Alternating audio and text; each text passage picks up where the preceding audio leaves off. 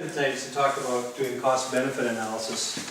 I've done a couple of these presentations to corporations, and we took it to a really sort of serious level. I'm trying to make this one a little more fun and down to earth, and we'll just sort of talk about more of the basics. But it's an important decision because I think we're making a lot of decisions about homes today when we're building homes using the wrong assumptions and not thinking clearly through some of the decisions we make is making some bad homes being built. And I think if we all started to understand how this works, we could use it properly and start making better decisions. So the process I'm talking about is you could be used for anything. You could be deciding between buying two different cars or between buying a couch versus not a couch. I guess that's a better example. Two different things. Anytime you're trying to make a decision between two or three different things, this process could help you. Okay, so I'll take you through it and we'll have some fun at the end asking some questions and doing a case study. So just to give you a bit about my background, I'm a retired partner from Lepage, so I'm a chartered accountant, I'm a certified management consultant. I got 30 years of experience doing financial related consulting for big and small clients across the country. And based on that, I have a good financial background. Of course, it helps me understand this stuff. I'm also a lead green associate, and I'm writing the lead for homes exam next week, and hopefully if everybody crosses their fingers for me, I'll get through that, and that'll be the next step in my education around green building. I've got a bit of experience green building, having built this one. This was a lot of fun, and we learned lots and lots and lots about stuff, so yeah, I feel like I've got a bit there. Finally, I'm at the U of S doing my thesis, my Master's of Science on Environmental Strategy. My thesis is based on adoption of these technologies. Why aren't people adopting these technologies? And we're finding quickly that economics is a big part of it. So this discussion around business analysis is really important for you to understand how, why is it people make wrong decisions about how to build a home.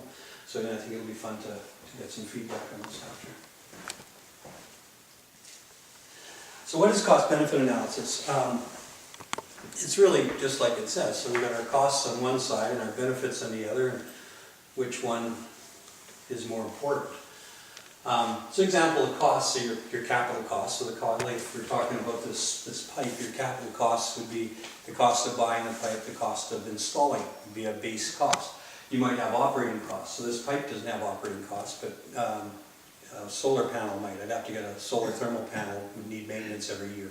So that'd be examples of operating costs I might have to consider.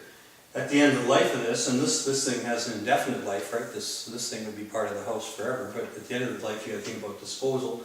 Or if it's something that wears out, like a light bulb, you'd have to think about replacement cost. Right? So those are things that add to the cost side of the equation. On the benefit side, there's clearly economics. So if I install one of these light bulbs and I save 50 watts an hour, that adds up to financial savings, dollars in my pocket. There's also social, lifestyle things that are important. Most of us would think of environmental, so we'd also say, gee, if I install these light bulbs, I'm going to save trees, I'm going to save the environment, less greenhouse gas reduction, and that's important to a lot of us. How do you measure that? How do you decide how important that is as part of your criteria when you're making a decision? Another thing is risk reduction. So I could say to you, I think energy costs are going up, I don't know how much, but if you invest in some of these things, you're insulated against the risk of energy costs going up because you're not using as much energy as the next guy, right? So I just mentioned my wife's condo in Honolulu. Their energy prices go up and down with the price of oil. They got a $1.5 million power bill for the condos.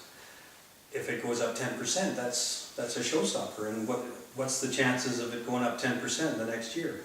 Pretty darn good, I'd say, right? Like, you look at the world right now, you can see why there's risk management by getting yourself into a more stable energy position. So when we talk about cost benefits, you're always balancing benefits against costs. The benefits are not specifically economic, the costs are typically all economic.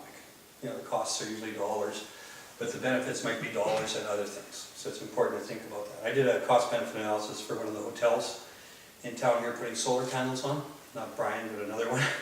And their decision was not only economic, but highly, very much social. The image of being green was important to them. The fact that they were going to be seen as a greener hotel by doing that was important to them. So the decision, if it would have been pure economic, they wouldn't have gone ahead. But because they had parts of their decision was based on the environmental impact and the social impact, they did go ahead with that project. Okay, so why is it important to develop a cost-benefit analysis? So, as I said at the start, I think a lot of decisions are made on poor or incomplete information. So you got a gut feel, yeah, that feels good, or payback's 3 months, let's do it.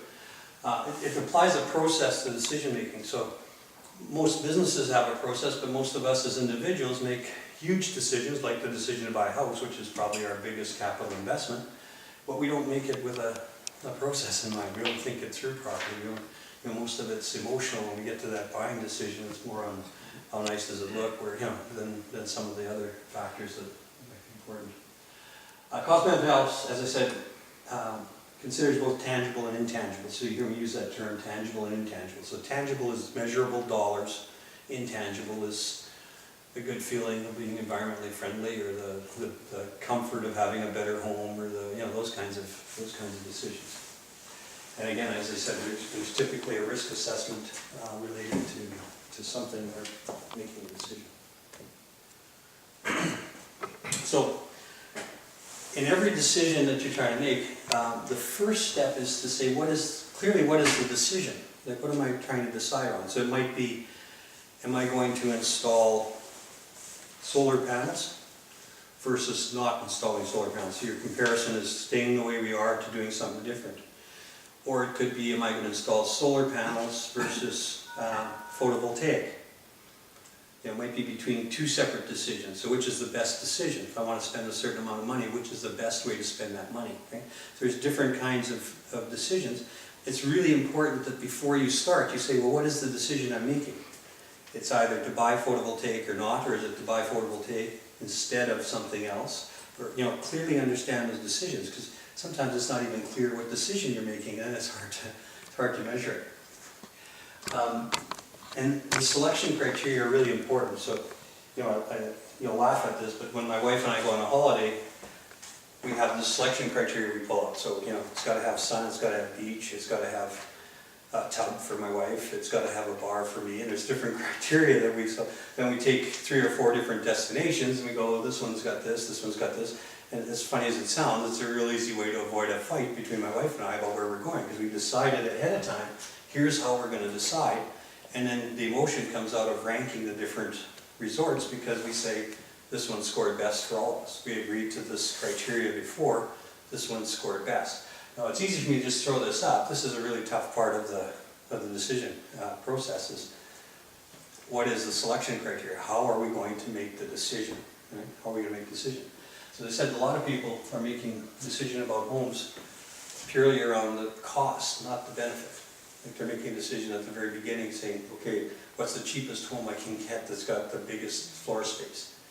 But they're not thinking about the total cost of that decision. So what's the cost of that decision? So that's clear. Once you've got your selection criteria, so it might be economic, it might be, save on greenhouse gases, it might be what's the, all the different decision criteria. It's a good idea to determine how important each one is. So you might say, yeah, I care about the environment, but not so much that I'm going to spend twice as much on the house, right?